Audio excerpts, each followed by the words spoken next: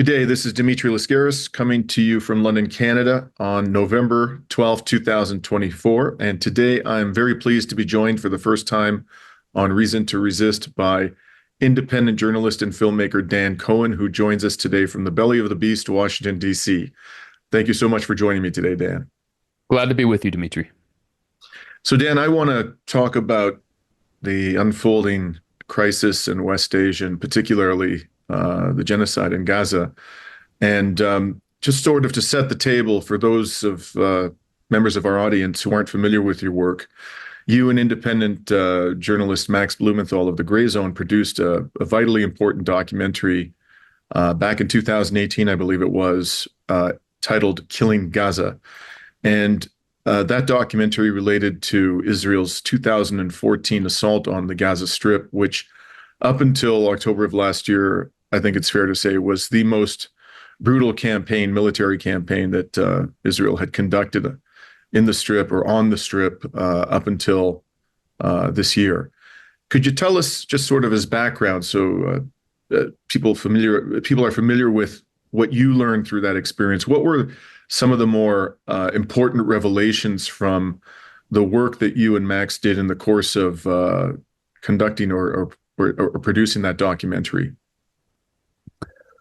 Well, thanks a lot for having me, Dimitri, and thanks for the kind words. I mean, so we released that documentary in 2018. We began filming it in 2014, in the last 10 days or so of that 51-day assault in the summer of 2014. We had no plans to make a documentary. I had no training as a documentary filmmaker. I took a few years of photography class in high school, darkroom photography class, so maybe I knew a little bit about framing a shot, but that was it. So I just I bought myself a camera that was suitable enough, and as soon as we got into Gaza, which we didn't know we'd be able to, but basically I was able to manipulate the Israeli government press office well enough to get a press card, an official press card, which is the only way you could get into Gaza. It's how they basically keep, independent journalists who are not affiliated with big media corporations out, and they control the narrative. So I was able to get in, and along with Max, we spent several days, about I think 5 days, filming during a temporary ceasefire. So it was a 5-day ceasefire. You saw basically huge amounts of people coming out of the UNRWA schools that they were taking shelter in, and coming back to their neighborhoods and finding them in ruins. And so that's what we documented. We got as many testimonies as we could from people who had narrowly survived the onslaught, had seen their loved ones, their friends killed, their neighbors killed. People used as human shields by Israeli soldiers. All of the horrors that we're seeing on a much greater scale today, we were seeing then. And as you said, that was an unprecedented assault. That 51 days that I think left around, I want to, if my memory serves, 2,200 people dead roughly. And then that ceasefire ended. It was a temporary ceasefire, and Max and I basically had to decide, what do we do? And I decided to stay. I just figured I'll just stay in the hotel if I have to, in the International Journalists Hotel, which presumably the Israelis wouldn't target. Who knows? But I assume they wouldn't. And Max decided to leave, so I just stayed, and I saw the Israelis started. It was the last few nights of the assault, and the Israelis started taking down the biggest towers in Gaza, 13, 14-story towers that kind of marked the prosperity that the neoliberal period in the 90s under the Oslo Accord and the PA brought to Gaza, and big construction of towers that were kind of where the professional class lived, doctors, engineers, lawyers. And the Israelis just destroyed these, no military value whatsoever. Of course, they used the old lie about a Hamas command center. And so I just watched in shock. It's 1 in the morning, and I see first a drone strike on top of one of these towers, and I'm maybe a kilometer away watching out of another tower. And I didn't stay in my hotel. And then a couple of bunker buster bombs hit these towers and and either reduce them to rubble in some cases, or shear them in half so they're completely unlivable. And then the people have to figure out a way to take them down.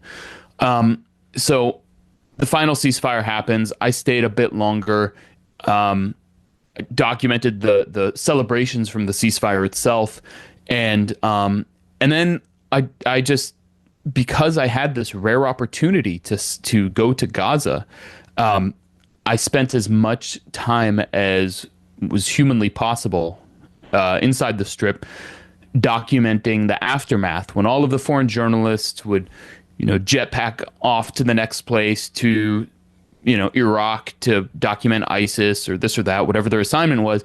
I wanted to stay and film as much as I could. People were unable to rebuild their homes. Neighborhoods were just left in rubble. There was never a real ceasefire from the Israeli side. You'd see snipers shooting people on a daily basis. And I just wanted to document as much as I could.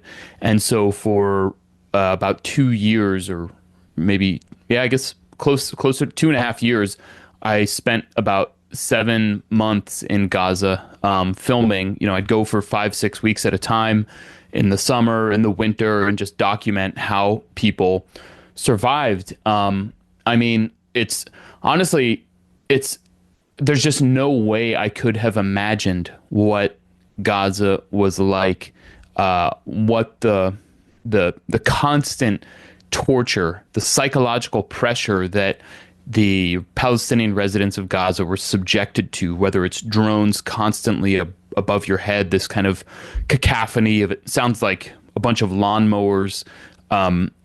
It's like a constant psychological terror, knowing that at any point, you or anyone can just be killed and there's nothing you can do about it, let alone you don't have clean water. You turn on the faucet, you get salt water. You have 2 to 3, maybe 4 hours of electricity per day. You can't leave. I mean, of course, I could leave, but the people there could not leave. It's hard. It's just, there's no open space. All they have is basically the beach.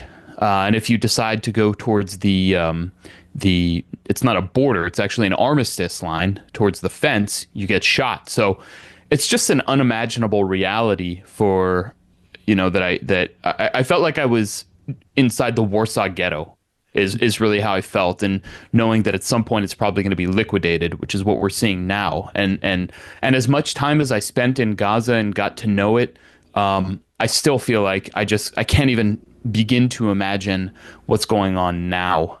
I mean, one of the things I saw every time I would leave and come back, I could see a difference in people's body language, in the average person on the street, in their body language. You could see it in their eyes, how the pressure just became more and more and more and more. And it's that pressure that finally, exploded on October 7th. When you keep someone down for so long, of course, they're going to do something. So we just tried to capture as much of that as possible in killing Gaza.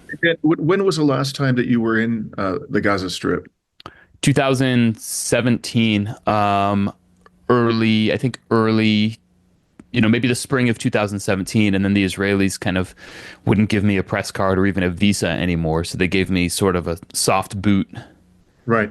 And during the time you were there, that was a significant amount of time you spent in the Strip, including during a brazen assault on the people of Gaza. The narrative that the Israeli military constantly spews out to justify the massive destruction of civilian infrastructure is that Hamas militants and other Palestinian militants in Gaza are operating in, from, or near these civilian, what would otherwise be regarded as civilian facilities, for example, hospitals, UNRWA schools, and so forth. Did you see any evidence of that during the time that you were in Gaza, that the militants were actually using what appeared on the surface to be civilian infrastructure including civilian infrastructure for medical purposes or for housing the displaced in order to effect attacks on Israel? Absolutely not. I never saw anything remotely like that. In fact, you rarely ever see any Hamas militants. The only time you'd see them is when they did like a parade. They would kind of go through the streets and show off their their numbers and their weaponry and this kind of thing. Or one time I saw them. I happened to be near the Erez crossing, which, from Israel into Gaza, and there was a prisoner release. A prisoner who was released who, clearly was part of, I guess, I don't know if he was part of Al-Qassam itself, but he was part of Hamas. And he was welcomed by, 100 or so Hamas fighters who had come in their pickup trucks. And I was there photographing them. So a friend of mine got great photos of me filming these guys. And, that was pretty much the only time I ever saw them. And then during on the night of the ceasefire. Otherwise you just, and this isn't only me, this is like for Palestinians who live in Gaza, generally you don't even know who the resistance is. They don't, it's not like, the military in the US or whatever, where people are just in uniform walking around. It's a resistance. It's basically underground. So you don't even know who it is. The idea that they are, embedding themselves in hospitals and schools and all this stuff is so phony. And let alone, even if, like, say they launched a rocket or something from near a school, something like that. Definitely it's possible, but that is not the same as forcibly, using someone as a human shield simply because they're in the vicinity. A human shield is when you hold someone and force them to stay with you.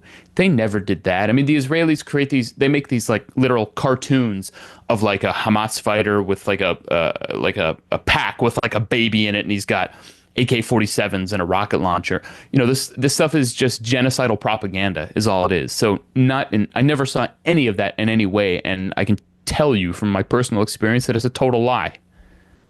And the thing is that this just doesn't make any sense from a logical perspective, because the idea that Hamas militants, Palestinian militants, are using civilians as human shields presupposes that they believe that their proximity to civilians is going to protect them. Right. That Israel will be deterred from attacking them because there is a barrier of civilians separating them from the Israeli military. But we've seen from years, if not decades of experience, that is no impediment whatsoever to Israel attacking. So they themselves must understand that the proximity of civilians provides them with no protection whatsoever. It doesn't make any sense at all. I want to talk to you now. Let's fast forward to the present day, and that's, I think, very valuable context for the discussion about what's happening now. You recently produced a report about what you described as biometric concentration camps in Gaza. Could you tell us all about that? What do you mean by biometric concentration camps? Well, so since October 8th, actually, an American-Israeli businessman named Moti Kahana, who was heavily involved in the U.S. dirty war on Syria. He was close with, for example, the Free Syrian Army, which was a branding name for essentially warlords funded and armed by the CIA. This guy, this American-Israeli businessman was very close with them. So on October 8th, he proposed, he came up with this idea that we're going to need, rather than just have permanent armed conflict in Gaza, permanent Israeli war, that the best thing to do was to use counterinsurgency doctrine, the same counterinsurgency doctrine that the United States has used in Iraq, Afghanistan, Vietnam. You can go back decades and decades and decades, and not only the United States. And this whole idea of counterinsurgency doctrine, which has been, totally discredited, by experience, if you look at how the U.S. failed in Iraq and Afghanistan, et cetera, it's all because this notion that this is, for example, Gaza is just a bunch of Palestinians who want to live, but they're occupied. They have these Hamas extremists who have taken them over, and if you can just somehow separate the population from the extremists, then you can defeat them, and life can go back to some form of normal. You can rebuild, et cetera, et cetera. So in the Gaza context, what this guy Moti Kahana proposed was to basically take neighborhoods that have been destroyed, erect walls around them, force the residents to live inside them, and the only way they can enter and exit is with a biometric identification. With biometric identification, I believe in this case it would be some kind of card. So they've of course there are a variety of different biometric markers. They can do retinal scans, fingerprints, whatever it may be. They have cameras that can look at your face and identify you. And so they use a euphemism for these walled off neighborhoods.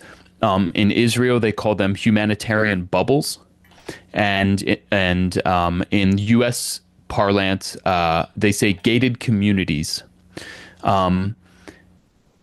These are obviously just sick euphemisms. What they actually are is concentration camps. And of course, a lot of people will react strongly to the term concentration camps because of its association with Nazi Germany.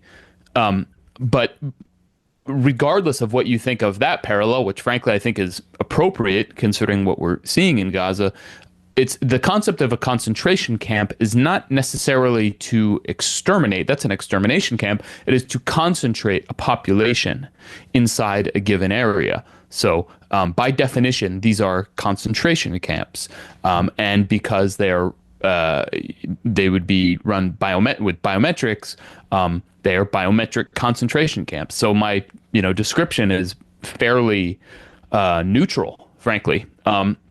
And so it was this guy. One more thing, this guy Moti Kahana, and was behind it, along with the main force was David Petraeus, the basically face of the failed counterinsurgency doctrine from the Iraq surge, and then the former CIA director who gave national security secrets to his biographer with whom he was having an affair. So just a sleazy, really evil guy, and he's been promoting it. And I found a clip of Petraeus even joking that these are gated communities just like you get in Florida, but those ones are a little nicer. So so that's the idea. That's what they want to do for the entire Gaza Strip. And this is basically the US's alternative. This is kind of like the liberal alternative to what the Israelis, the majority of Israelis want to do, which is just ethnic cleansing, extermination. All of Gaza is for us. So putting aside the, profit motive that, Petraeus and this character from the U.S. dirty war in Syria might have, what appeal would this have for the Israeli military? Is the idea that by controlling who can enter and exit from these, mini concentration camps within the larger concentration camp, you can filter out the militants from the non-militant population? Or is it just to make life even more miserable and confined for the inhabitants of Gaza? Or is it both? What do you think the appeal to this scheme has to the Israeli military? Well, to the sort of leadership of the Israeli military, it is that idea that you said, that you can basically separate the militants, the extremists from the regular population. But ironically, the Israeli basically rightists, the right wing, they are totally opposed to this because they know. In fact, it was denounced by a variety of right wing figures because they know that this is a failed strategy. This strategy does not work because it it relies on this assumption that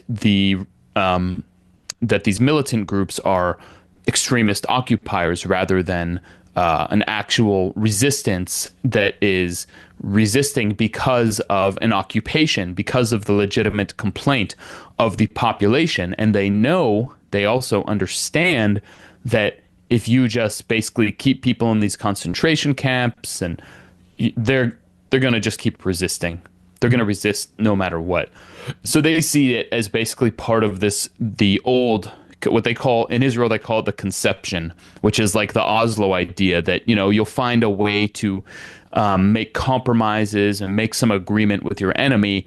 And that's like, the Israelis believe, look what that brought us. We tried to do that with Oslo. We tried to do that with the Gaza disengagement. And look what that brought us. It brought us October 7th. So they're like, there's no way we'll do that. So I think the rank and file is very much opposed to it. It's the Israeli military command, high command, that is also very closely aligned with the U.S. that wants that not only for profit motives, but also because the Israeli military is losing badly. They can, no matter how many civilians they slaughter, it doesn't change the fact that they're unable to defeat the resistance in Gaza. So it's, the Israeli military is basically looking for a way out. They're like, we need to offload this problem somehow. But and that's a good way to, what they think is a good way to do it. Right. On that point, just yesterday, the Israeli military revealed that 4 soldiers had been killed in Gaza in one incident. I believe it was a strike on a tank, an Israeli tank in the Strip. It's utterly remarkable, I think, certainly to my mind, although I'm no military expert, that after a year plus of genocide, the devastation that we've seen, the fact that this enclave is under siege and it's extraordinarily difficult, if not impossible, for them to be resupplied with weaponry from outside sources, that they're still inflicting significant casualties on the Israeli military. It's almost miraculous that this is still going on, given the carnage that we've witnessed. I'd like to switch now back to your neck of the woods, Dan, Washington, D.C., and talk to you about what, to the extent we can divine the intentions of the incoming president and his advisors, talk to you about what we can anticipate in terms of U.S. policy towards the wars in West Asia and Gaza in particular. I think it's safe to say that the majority view, for which there's a lot of supporting evidence, is that the Trump administration is likely to be at least as supportive of Netanyahu and his regime, I'm going to call it that, than as the Biden administration, and quite possibly even more supportive. Some commentators, however, and I happen to count myself amongst them, think we may be in for some surprises. There's, for example, reason to believe that Donald Trump bears some grudges towards Netanyahu, particularly the speed with which he congratulated Biden on his victory when Trump was contesting it. Also, the fact that Trump seems to have a particularly close relationship, or had one, with the Saudi autocrat, who probably wants this thing to come to an end and would strongly prefer to avoid a broader war in West Asia. Also, Trump may be more sensitive about the damage that will be done to the U.S. economy by a full-blown war, particularly when the price of oil soars, than perhaps the Biden administration was. And just Trump generally has been making noises about bringing an end to wars rather than escalating them or provoking entirely new ones. At the end of the day, my own view is that probably we will see a lot of continuity in terms of U.S. policy and perhaps even more aggressive posture. But I don't discount the possibility that we may be surprised by Trump's approach to the war on Gaza. What is your take on all of this? And in particular, how have developments since the election? So we've heard a lot about, Trump's pick for the United Nations ambassador, for example, who is going to be his chief of staff and so forth. What do you think those decisions and the news we're getting about the team that he's assembling tell us about the likely U.S. foreign policy towards West Asia in the future? Yeah, a great question that uh, is very important to examine, because we're in this, of course, transition period where Trump is selecting his appointees to run his administration, and in the campaign, especially in the last month or so, as the Biden-Harris administration was just hemorrhaging support across the country, but in particular in Arab and Muslim communities that overwhelmingly voted for Biden in the previous election. You saw the Trump campaign. I mean, I don't know if you saw the image that Rania Khalek tweeted from Dearborn, where it was the destruction of Gaza, the rubble of Gaza, and Kamala's face saying, "We did it, Joe." So that was like a revolutionary thing to see, someone in the political class saying that. At the same time, Trump is obviously taking, took $100 million from Miriam Adelson, the ultra-Zionist Israeli donor who funds, American politicians on both the Republicans and Democrats, as well as Netanyahu, who's very close with Netanyahu, and a whole bunch of Kahanists, these Israeli extremists. So Trump is, as I see, he's just a walking contradiction. So it's so hard to predict what he'll do. But as you said, we did see in his last administration and how it ended some resentment. As you said, how Netanyahu called Biden very quickly to congratulate him while Trump was saying that the election was stolen. There was there was a very interesting interview where Trump said that he thought that it was the Israelis that wanted peace, but the Palestinians wouldn't have it. And then he met with Abbas, of all people, and Mahmoud Abbas, the head of the PA, and he realized that the Palestinians want to deal, but the Israelis didn't. And so, that's something that you cannot say in the Washington swamp cult. You have to pretend Benjamin Netanyahu is the greatest leader in the history of the universe. And so, it's a question that I've just been wondering, for months. What is this gonna be? I mean, Trump, he's not stupid. It's hard to really pin him down. I mean, the picks he's made suggest it's going to be an extremely, quote unquote, pro-Israel administration. I mean, the latest one, so we have National Security Advisor, what's his name, Mike something. I can't think of. I'll pull it up. His name escapes me too. That's how little known the man is. Yeah, he's a Florida congressman, Mike Waltz. That's right. And actually listened to Mike Waltz. I listened to a speech he gave at the Atlantic Council a month or so ago. I listened to it this morning, and it's just standard neocon talk about supporting Ukraine. He didn't, Israel has to be able to finish the job. He's very anti-China. It's just like another John Bolton, basically, but, less well known. His Secretary of State reportedly is Marco Rubio, obviously extremely Zionist, extremely hawkish, very pro-Ukraine. We don't know who he's going to appoint to Secretary of Defense yet.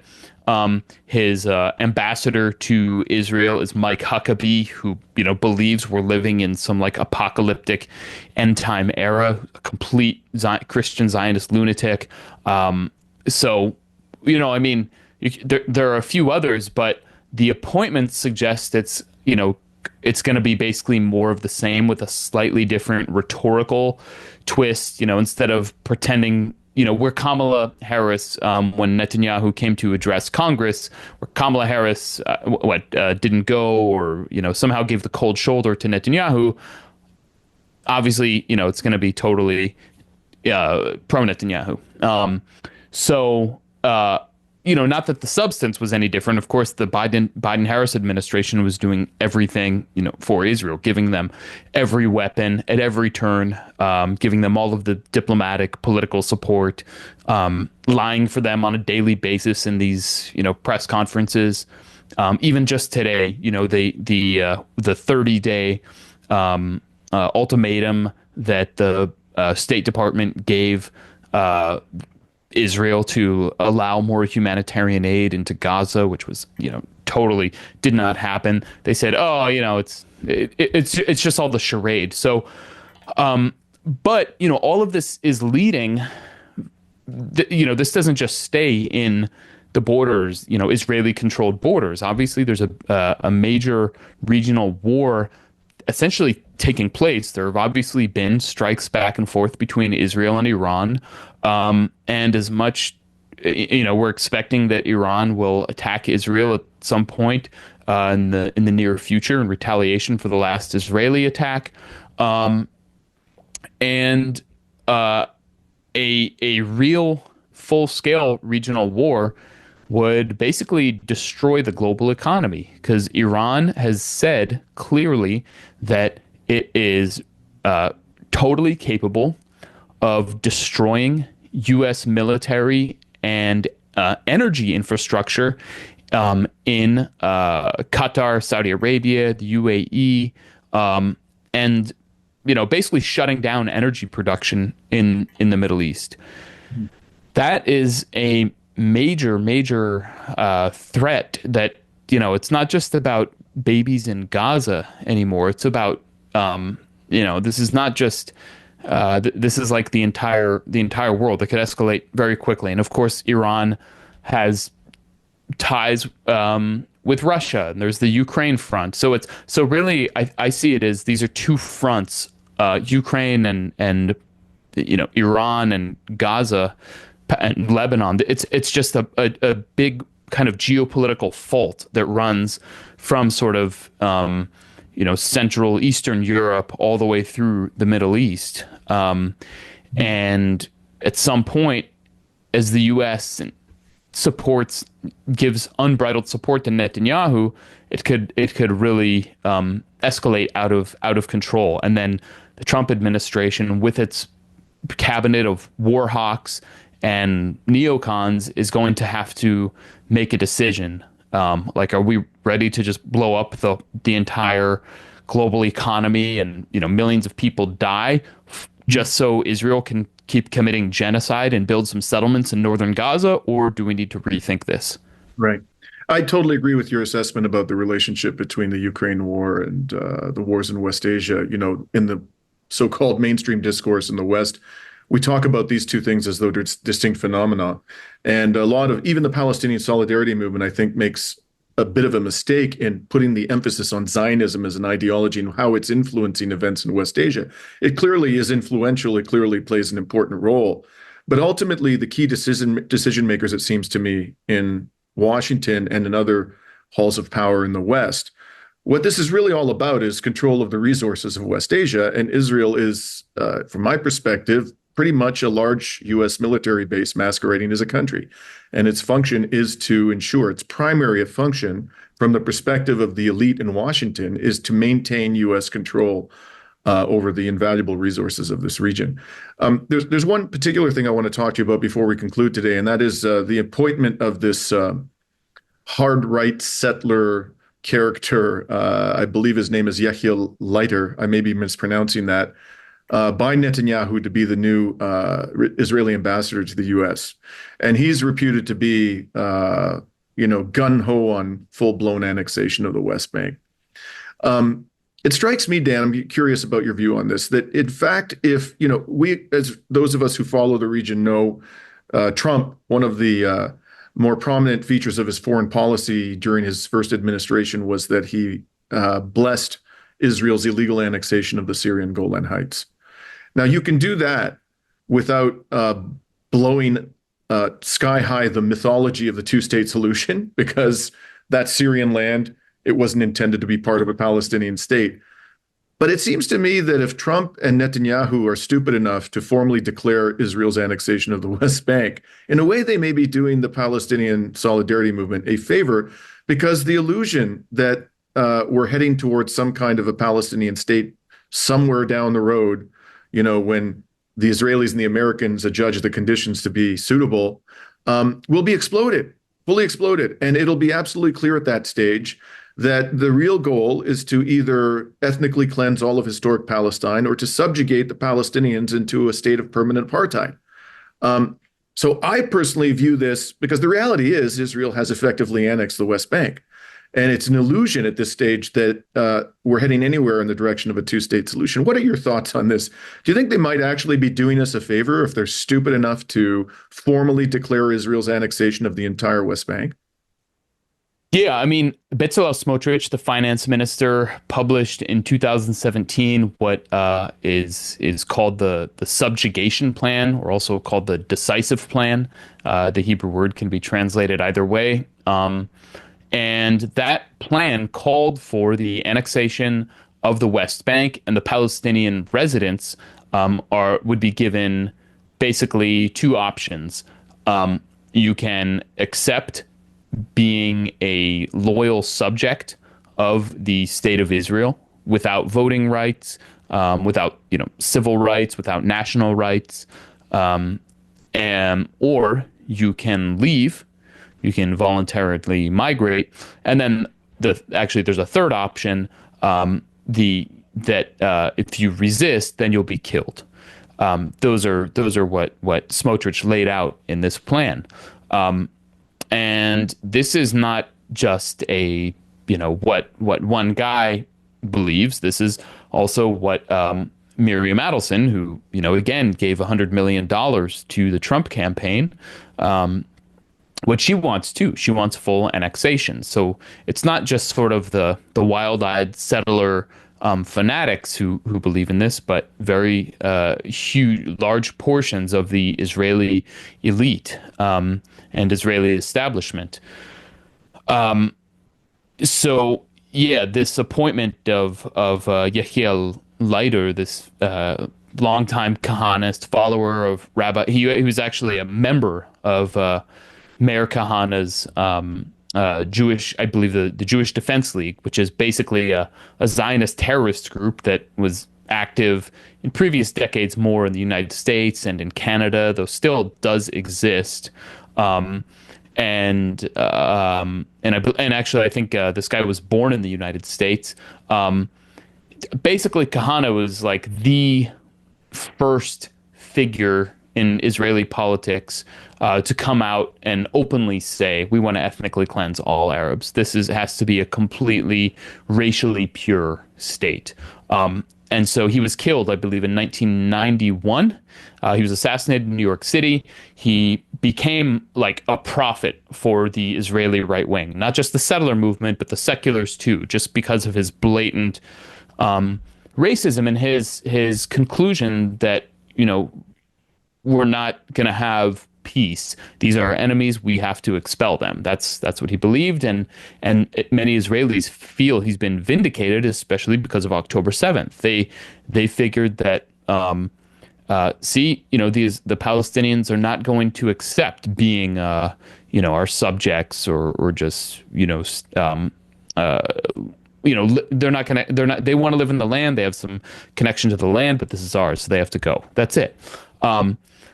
So if that is enacted, I mean, I agree with your argument that it's de facto already annexed. The Israelis control all borders. We say that the West Bank is occupied, and indeed it is. There's a military occupation. Anyone goes there, you see the Israeli military everywhere.